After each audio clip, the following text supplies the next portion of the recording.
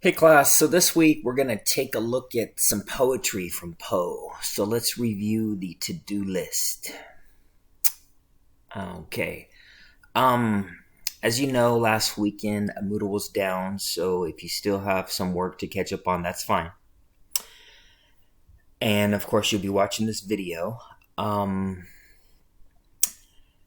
then the first thing that we're going to do is a written response where I'm going to have you do a poetry explication. Excuse me. So I want you to choose a poem that you're going to continue to study, the one that you're going to write your responding to a critic essay on, which is going to be related to this week's discussion topic. So here's a list of the poems. Okay, so then the first thing we'll look at is the written response. So I had one lecture, but I decided to redo it and take a look at one of Poe's poems called The Bells. And basically, I usually teach students strategies from how to read a poem. And there are 6 basic strategies. They are all explained here and followed by a short video that I made. The videos range from anywhere, I think, from 2 to 10 minutes each. And it basically goes through the steps of how to read a poem, right? A poem must be read and reread and reread. So it's all laid out here. And then once you do that, you're going to write a poem explication, and that's going to be this week's written response. And it's basically anywhere from 3 to 4 paragraphs, and it has the 3 parts here. Part 1, what's going on and how do I know? You talk about the speaker, the setting, all of these things, which I have basically discussed here with all the videos. So you want to think of as 3 general questions. And the first one is, what's going on and how do I know? Okay. And at the very end of part 1 of that first paragraph, you will state your interpretation of the poem's theme. Part 2 kind of gets into the nuts and bolts of the poem. How did the author's choices help me understand or appreciate the theme? So we'll look at things like voice, tone, sound. There's a lot of sound in the poem that I run through. The bells, different types of figurative language, simile, metaphor, rhythm, a meter, right? Now, it doesn't necessarily mean that you have to talk about all these things as I state here. Choose only a few that you think are vital to the poem. And this could be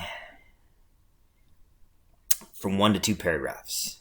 That's up to you. And then part 3, what does the poem cause me to think or wonder about some larger aspect of the text and of the human condition? So with this part here, you're kind of taking a general look. So you're taking a step back, right? And what does it all mean? Why is this relevant to society? Why do you think it's a good poem? Or why do you think it's important to read? Okay. And in my class at Delta, I used Tupac's book, The Rose That Grew from Concrete. And I found a recording of that here. It's one of my favorite poems. And I give you a sample poetry explication here. And then you'll see it's basically 4 paragraphs. So that's going to be this week's written response. Okay, after that, right? So again, the idea is to focus on one poem from that list.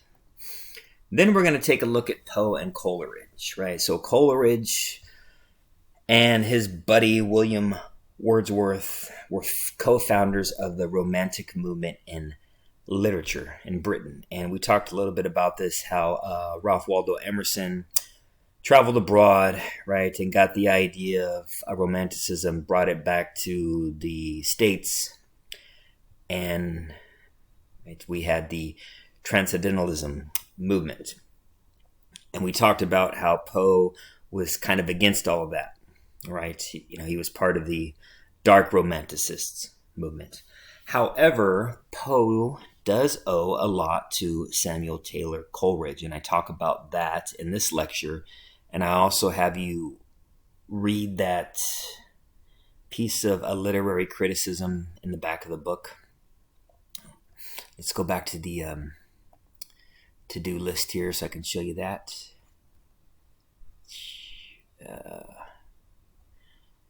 Right here, From Poe's Debt to Coleridge, right?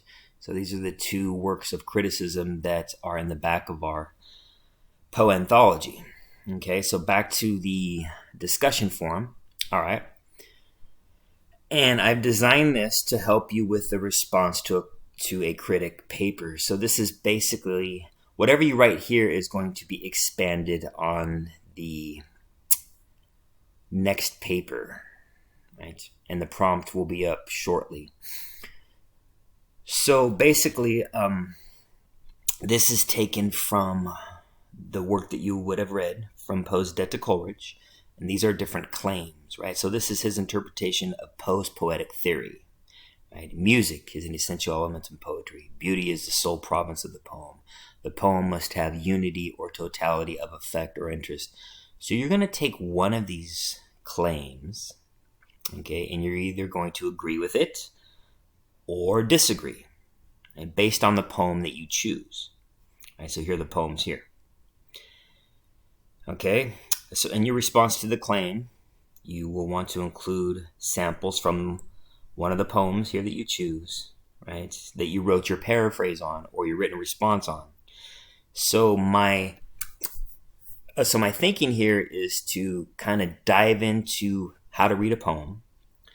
Then you're going to choose one of these poems and you're going to write your written response, which is the explication of the poem. So you're going to have a really good idea of the poem you choose to work with one of these claims, right?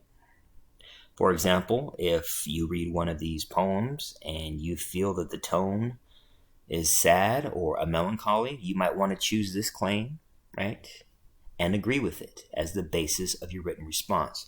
Your response only needs to be a paragraph. And of course, with all forums, I want you to come back and respond to at least 2 classmates' posts. So have fun this week. And if you have any questions, feel free to send me a text, as some of you have, or send me an email.